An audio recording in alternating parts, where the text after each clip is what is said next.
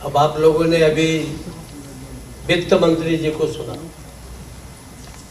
उप मुख्यमंत्री भी है, वित्त मंत्री भी।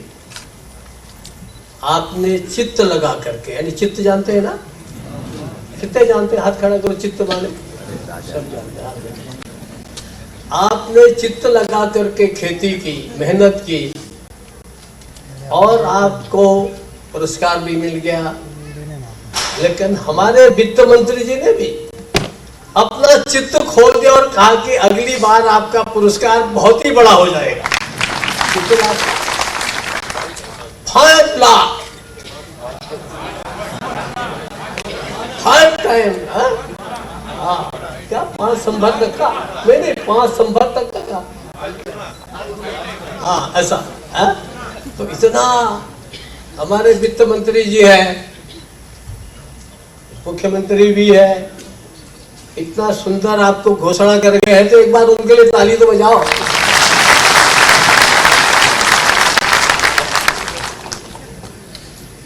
आज के इस कार्यक्रम में मैं सबसे पहले आप सब लोगों को बहुत बहुत अभिनंदन करता हूं, बहुत बहुत जैसा मैंने कहा स्वागत करता हूं।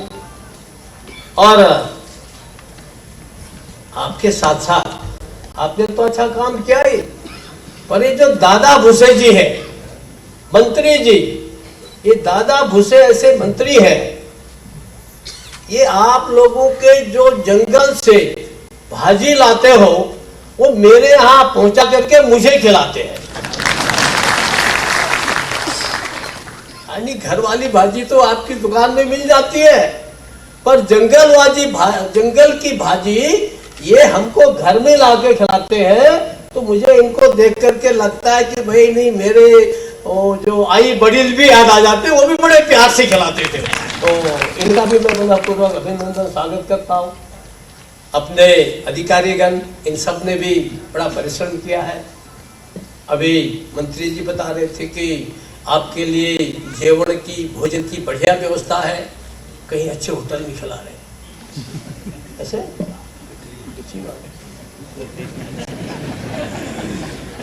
और बोले फिर सांस्कृतिक कार्यक्रम भी कर रखे हैं। अब इनको सेक्रेटरी साहब भी बड़े अच्छे मिले, सब अधिकारी भी अच्छे हैं। ये बहुत अच्छा कार्यक्रम आपने यहाँ पर किया। मैं इसलिए बोल रहा हूं कि मैं भी लगभग 3 साल से यहाँ पर हूं और एक किसान का बेटा हूं, और इसलिए जब कृषकों के बीच में आता हूं, ये जब विधानसभा अध्यक्ष जी नरहरि झिरवाल, मैं तो नरहरि बोलता हूं, झिरवाल आगे आप लोग बोलते हो, ये मेरे पास आते हैं, 20 लोगों को लेकर के आते हैं और कहते हैं इनका राजभवन का दर्शन कराओ। तो मैं उनको राजभवन का दर्शन तो कराता हूं, पर मैंने इनसे कहा कि यार ये तो आज तुम इनका दर्शन कराओ, पर मैं तुम्हारे गांव के दर्शन करने आऊंगा। अब मैं ये गांव भी हुआ है, तो ऐसा लगता है आप लोगों के बीच में आकर के कि ये पुरस्कार आपको नहीं मिल रहा है, मुझे को मिल रहा है, क्योंकि आपके और हमारे देश में, मैं ज्यादा नहीं बोलूंगा क्योंकि अजीत दादा ने काफी विस्तार से सब चीजें बोली, उन बिंदु पर बहुत ज्यादा नहीं जाऊंगा मैं। तो बहुत अच्छा बोले हमारे भुजबल जी ने। मैंने कहा कुछ बोलते तुम तो अच्छा लगता, ये मेरे गार्जियन मिनिस्टर है यहाँ, गार्जियन यार। देखिए एक वाक्य में सब बोल गए। तो इन्होंने कहा नहीं, बात नहीं बोलूंगा। ये बड़ा मुश्किल होता है। देखिए नेता लोग बोलने का मौका छोड़ दे, बड़ा कठिन होता है। लेकिन भुजबल साहब ने कहा मैं बोलूंगा ही नहीं, हमारे और मंत्रीगण है यहाँ, तुमको बोलने का मौका है, विश्वजीत तुमको तो मिलेगा मौका। यानी हम, ये देश जो है आदिकाल से, अनादिकाल से ये कृषि प्रधान, ये जो खेती प्रधान ऐसा देश माना जाता है। और यह माना जाता है कि जैसा अभी कहा कि हम आपको किसान नहीं अन्नदाता बोलते हैं, तो इस देश ने केवल भारत को ही अन्न नहीं खिलाया, भारत के बाहर भी लोगों को अन्न खिलाया। और आज हमारा देश, शायद इनमें से यहाँ बैठे हुए मंच पर कुछ लोग जानते होंगे, मैंने वो कालखंड देखा है जब पूरे देश के अंदर अन्न खाने को नहीं मिलता था, अन्न मिलता नहीं था। तो अमेरिका क्या 48 PL 480 ये अमेरिका से आता था, सड़ा अनाज। हाँ यस, तो वो हम लोग खाते थे इतना। लेकिन ये कितना सचमुच ये देश अपने किसानों का ऋणी है, वैज्ञानिक का भी है, हमारे सैनिकों का तो है ही है, लेकिन हमारे किसानों का कितना ऋणी है कि जैसा भी दादा अजीत दादा बोल रहे हैं, आज हम अपने देश के लिए पैदा नहीं कर रहे, आज हम विदेशों को भी अन्न दे रहे हैं। मैं आप सबका अभिनंदन करता हूं, पूरे देश के आपके साथ साथ किसानों का। हम सब लोग सौभाग्यशाली हैं। हम लोग पूजा करते हैं, पाठ करते हैं, किसके लिए करते हैं? पुण्य कमाने के लिए करते हैं ना, करते हैं सब लोग। क्यों करते हैं? पुण्य कमाने के लिए। आप पूजा पाठ करो, बहुत अच्छी बात, और ज्यादा करो। उसमें जैसा अजीत दादा करते, भोगा लगाओ न लगाओ, आपका मामला मैं नहीं बोलूंगा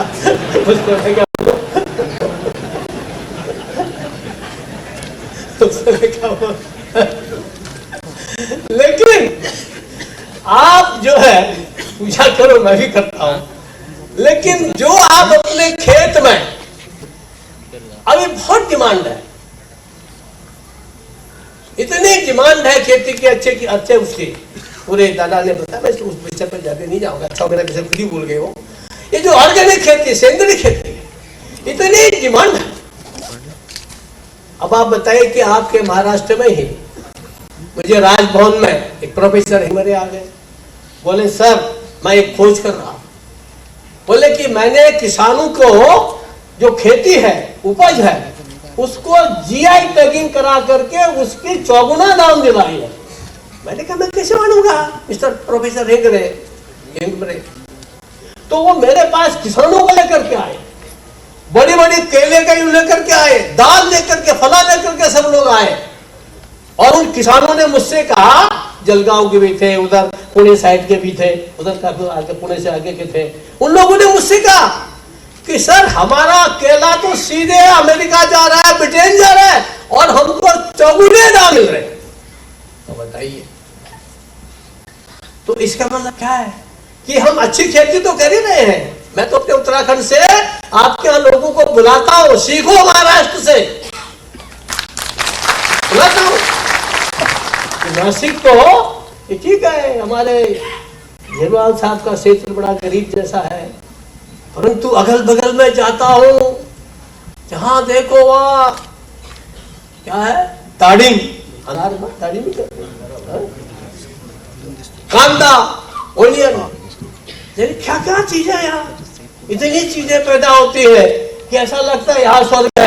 मैंने पिछले दिनों कमिश्नर साहब से कहा, तुम्हारे जो डिविजनल कमिश्नर है, मैंने कहा भाई बगल में मैं यहाँ थाने से आता हूँ, थाने से नासिक पहुंचने तक तो मुझे कहीं कुछ दिखाई नहीं देता, बेचारे एक छत दिखाई देते। आप कभी और तो गो सी, तो मैंने कहा कि ये हमारे इतने एक और इतने उन्नतिशील किसान है, और एक और वहां कुछ भी नहीं है। तो कहीं न कहीं हमारा जो विकास है ये आगे बढ़ना चाहिए। जैसे मैं उद्योगपतियों से कहता हूं कि अगर तुम इतना आगे बढ़ गए हो तो मेरे इन गरीब लोगों को आगे बढ़ाओ, इनका भी कुछ स्थान करो।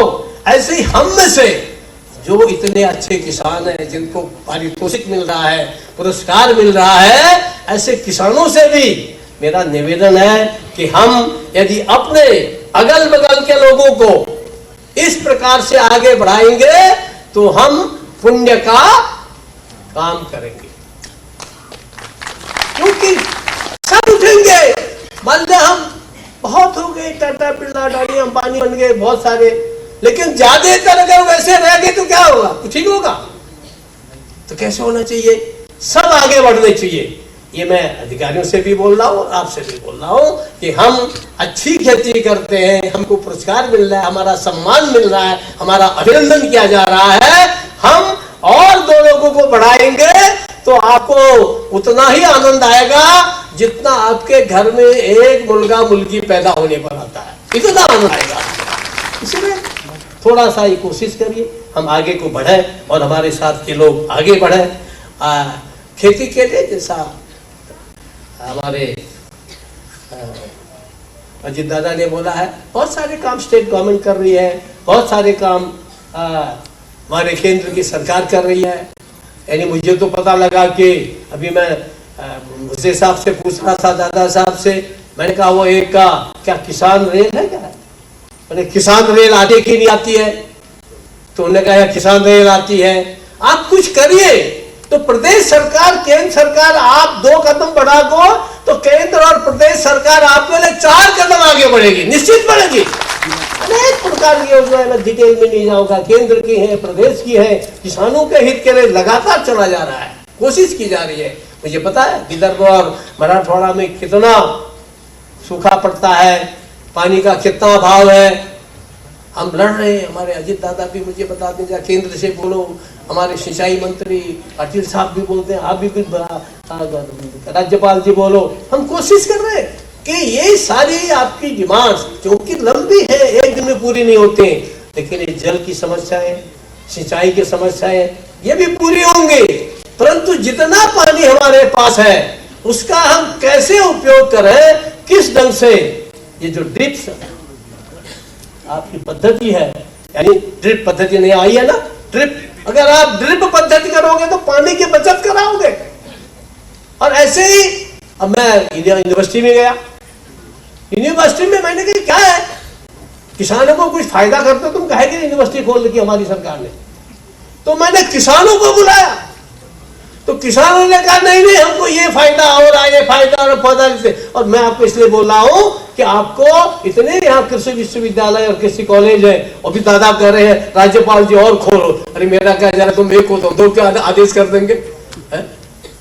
लेकिन हम उसका उपयोग करें। कृषि क्षेत्र में हम ये जो कॉलेजेस हैं, ये जो विश्वविद्यालय है, विद्यापीठ है, इनमें से कैसे हम सहयोग कर सकते हैं। यानी बढ़िया एक विश्वविद्यालय में गया, विद्यापीठ में ड्रोन, और जिससे आपकी सारी सब चीजें नीचे देखी जाती है। प्रधानमंत्री जी भी बार बार ड्रोन के बारे में बोलते हैं, सेक्रेटरी साहब तो देख कर बता दीजिएगा इनको।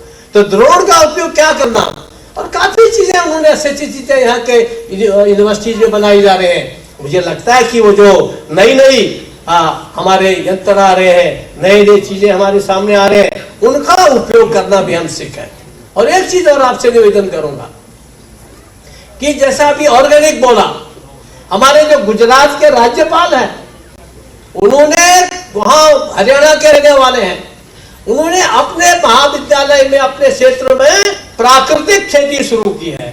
यानी एक गाय से, उसके गोमूत्र से 1 एकड़ की पूरी खेती करने का उन्होंने करके दिखाया है। और मुझे लगता है मुझे साहब आपको भेजा के कुरुक्षेत्र भेजिए, देखिए। और गुजरात में तो बहुत ज्यादा प्रचलित हो रही है। पहले उन्होंने वहां, मुझे हरियाणा, वहां हिमाचल में थे वो, मैंने वहां भी पूछा लोगों से, हिमाचल वालों से, कि ये राज्यपाल जी हमारे बड़े प्रगतिशील ये काम करते हैं। बोले सर हमको बड़ा फायदा हो गया उनसे। तो हमारा निवेदन है, लेटेस्ट चीजें, कैसे क्या क्या चीजें होते हैं आपके इगतपुरी में। यहीं पर किसी ने मुझसे कहा साहब हम ये प्रयोग कर रहे हैं, पता नहीं दादा गए कि नहीं, क्या बुलाया कि नहीं बुला। मैं इगतपुरी जाकर के देख के आया, वो आपका वर्टिकल फार्मिंग, यानी एक के ऊपर एक फार्मिंग इतनी सुंदर कि 5 हो जाए खेती, बदल दो तो चीजें 2 फीट में होती, 2 फीट में जो 5 फीट में होती, 5 फीट में, यानी ऊपर तक, यानी क्या अद्भुत कर रखा उसने इगतपुरी में, उसका प्रयोग कर रहा है। तो ऐसी चीजें, हम नई नई सी चीजें, मैं उसको दिखाने के लिए उत्तराखंड से लोगों को भी लाया। मैंने कहा देखो जरा इसको कैसे वर्टिकल फार्मिंग से हमारे लिए फायदेमंद हो सकता है, तो क्या क्या चीजें हमारे लिए लाभदायक हो सकते हैं, किससे हम अधिक से अधिक उत्पादन कर सकते हैं, उस ओर आप लोग प्रयास करेंगे। और मेरे अधिकारीगण अच्छे ढंग से काम करते हैं, वो निश्चित रूप से आपका सहयोग करेंगे। मैं आपको बहुत धन्यवाद इसलिए भी देता हूँ, देखिए सारे कोरोना काल में बिजनेस बंद, ट्रक बंद, होटल बंद, रेस्टोरेंट बंद, और तो और अधिकारी कर्मचारी भी वर्क फॉर होम अभी दादा कर रहे थे, घर से काम कर रहे थे। लेकिन किसान वो अपनी खेती में काम कर रहा था और खेती करने उसने देश को बचाया, केवल और केवल किसान। और इसीलिए मेरे यहाँ उत्तर प्रदेश में एक हिंदी के कवि हुए, आज से कोई 500 साल पहले, वो कह दे उत्तम खेती, उत्तम सब जानते हो ना, सबसे बढ़िया उत्तम खेती, मध्यम बान, उसके बाद क्या है, बान मीन्स बिजनेस, दुकानदारी, मध्यम बान। फिर वो कहते हैं निकृष्ट चाकरी, बुरा मत मानना कि मिस्टर साहब सेक्रेटरी साहब। उसके बाद वो कहते हैं निकृष्ट चाकरी, ये जो नौकरी है ये तो थर्ड किस्म नवी नौकरी है, नौकर लगते हैं जिसमें, निकृष्ट चाकरी नौकरी ये तो निकृष्ट है कहते हैं। फिर भीख निदान, उससे भी सबसे बेकार गरीबी चीज तो भीख मांगना है। तो इस देश के अंदर तिरुवल्लुवर में कहा, ये हमारे ग्राम गीता पढ़ेंगे तो उसमें वैसे बहुत सी सारी चीजें हमारे तुकड़ो जी महाराज ने बोली है, याद नहीं आ रहा है। लेकिन हम लोग इतने सौभाग्यशाली के जो सबसे उत्तम काम है वो कौन कर रहे हैं, जरा जोर से बोलिए। सब किसान कर रहे हैं। तो मेरा निवेदन है, आप इतना पुण्य कार्य कर रहे हो और आपके इस पुण्य कार्य का हमारे प्रदेश सरकार ने सम्मान किया है, आदर किया है। मेरा आप सबके प्रति बहुत बहुत आभार है और आपके प्रति मेरी बहुत शुभेच्छा है कि निश्चित रूप से महाराष्ट्र ये केवल फाइनेंशियल कैपिटल ऐसा माना जाता है, मुंबई, लेकिन महाराष्ट्र ये हिंदुस्तान की एग्रीकल्चर स्टेट है। ये भी आगे अगर हम करेंगे वो आपके प्रयास से होगा और मुझे बड़ा विश्वास है कि सरकार जाते आज है, कल होगा ये इसकी कोई बात नहीं है, लेकिन सब चलता रहता है काम। कोई भी सरकार हो, कोई भी किसान को अवहेलना नहीं कर सकता। इसलिए हम सब लोग आगे बढ़ेंगे, आपका साथ देंगे, सब आपका साथ देगा, प्रदेश आपके साथ है, केंद्र आपके साथ है और दुनिया की नजर भी हमारे साथ है कि आज दुनिया देखती है लंका में क्या हो रहा है। अनाज कहाँ से जा रहा है, भारत से, कोई चाइना थोड़ी ना दे रहा है, सब ऐसे करना पड़ेगा मंत्री जी। तो हम सब लोग इस मामले में सौभाग्यशाली है और मेरा विश्वास है कि आपके यहाँ ऊस बोलते ना, शुगर केन गन्ना, ऊस शुगर केन बहुत पैदा होता है। इससे बड़े बड़े लोग मीठा खा कर बड़े बड़े हो गए। बड़ा होना चाहिए, छोटा नहीं होना चाहिए,